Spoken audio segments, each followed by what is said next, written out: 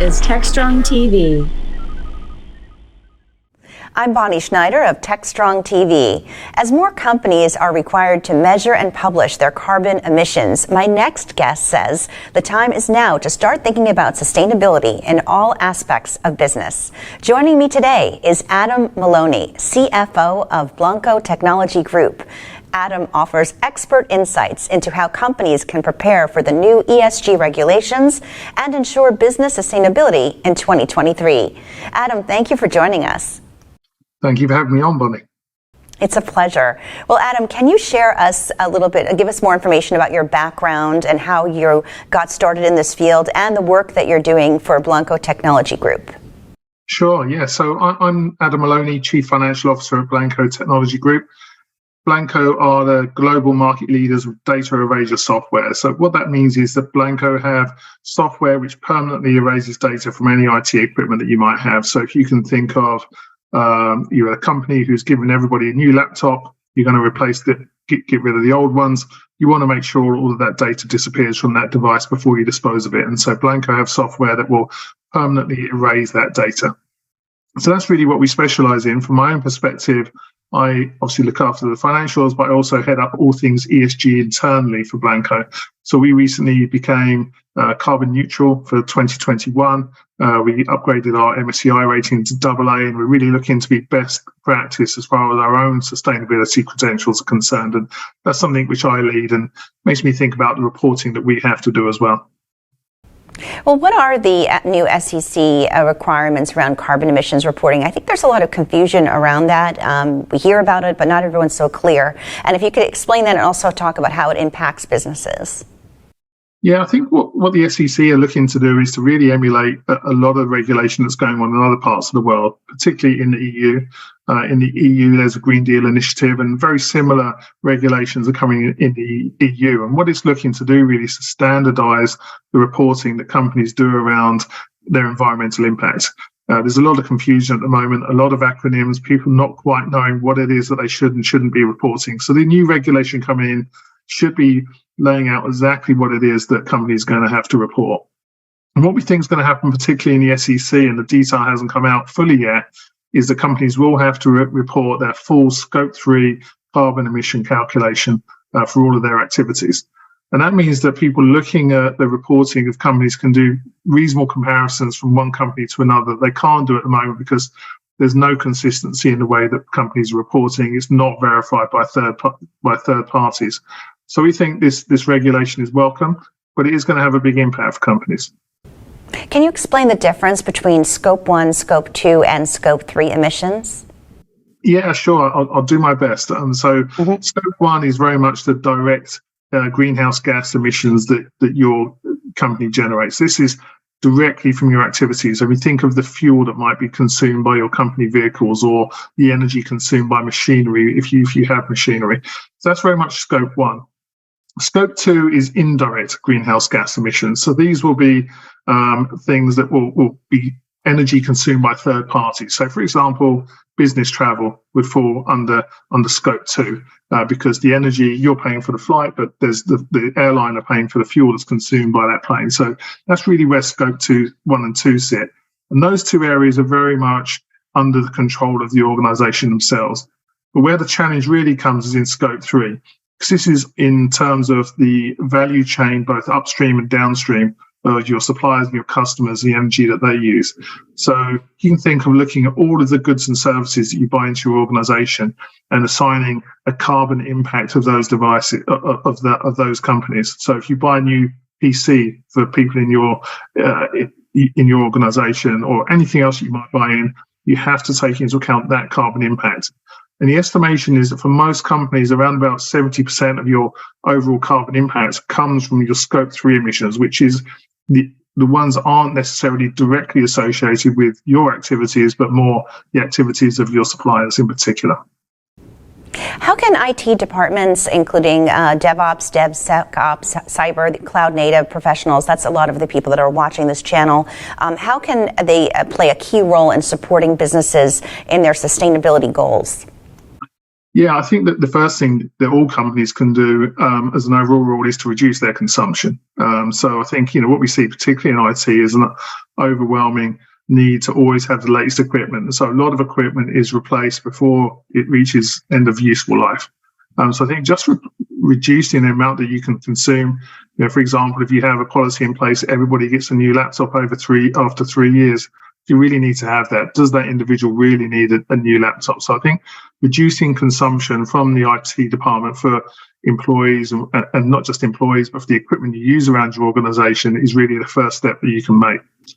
But obviously, at some point, you are going to need to replace those assets. And when you do that, getting them from the most sustainable suppliers is going to be a really key aspect. So there can be big differences in terms of a laptop from one that you might buy from Apple versus one that you might buy from Dell or HP or whoever it might be. So really taking all of that into account is going to be important.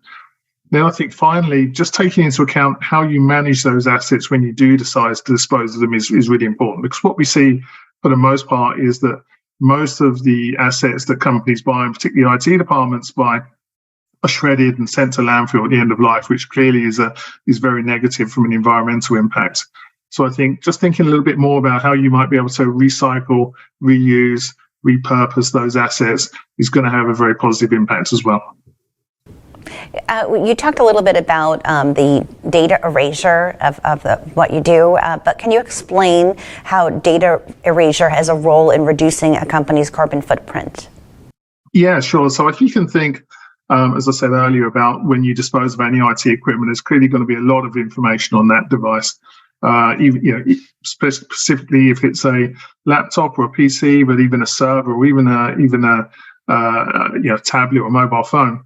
Going to be a lot of data on there which you're not going to want to have compromised. So you really need to think about how you're going to manage that. And traditionally, what's happened is that all of these devices are shredded into very tiny fragments so that the data can't be recovered from those devices. But what it also means is you can't resell them, you can't reuse them, you can't recycle them because it's just ground into pretty much of a powder. So by using data erasure software, you can permanently and audibly erase all data that's ever resided on that device to the point where it could no longer be recovered. And if you do that, you can then consider how you're going to distribute that asset. So it could be resold, recycled, repurposed, or whatever it might be. And just to give you a little bit of statistics, the United Nations reported last year that over 53 million tons of e-waste were generated in 2019, and around about half of that came from IT devices. So a huge amount of e-waste generated from the IT environment. We ourselves erased over 50 million devices, but we know that over 300 million PCs and laptops just on their own were sold last year. So that means there's a huge number of these assets which are ending up in landfill, which just doesn't need to happen. I'm glad you mentioned that, because that is a concern about the end of life of these products. What happens to them? Yeah, absolutely. Because it's not just the sort of mass of the devices. I mean, the devices that we erased were 74 million kilos. But also the chemicals that are held within those devices, you'll get, mercury is present in nearly all IT equipment that once you shred and put it into landfill, that's then released into the soil. And that's not released into the soil often in the country where the asset is disposed of. Often this goes into landfill in third world countries, shipped many thousands of miles to be put into landfill in Africa or China, wherever it might be. So all around, there's just a very negative environmental impact. Are there any unique challenges that technology companies face in meeting the new ESG regulations? Yeah, sure. I think there are. Typically technology companies don't have a very sort of material intensive environment. So much of the emissions that you're going to have is going to come from your scope 3 emissions, which is from your supply chain.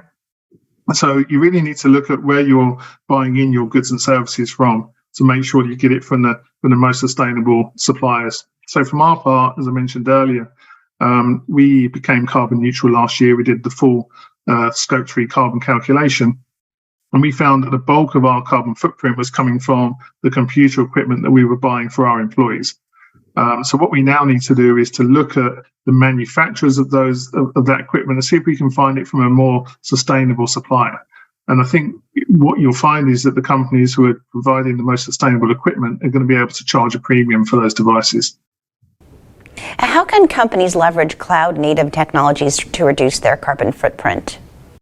Yeah, I think in basic terms, the cloud should be a very positive impact, because the alternative to the cloud is you have to buy in all of your own on-premise equipment to store all of the data that you might need. And so there's going to be a big carbon impact from doing that, and then also running the energy for those devices. So moving to the cloud, in theory, helps a lot of that, but it is still you sending your data to massive servers within huge data centers. And those data center providers themselves run a lot of pressure to do a lot better. So we've seen instances where the big data center providers are just consuming huge amounts of energy, and they're now under pressure to make sure that they get that energy from renewable sources. So I think we'll see over time a bigger switch away from sort of carbon intensive energy suppliers to ones from a more renewable source. And those companies are starting to look at their own carbon footprint or want to go with the most sustainable cloud providers, because it impacts on your own carbon footprint if you're using an unsustainable cloud provider. So I think there'll be a switch from all of them over to more renewable energies.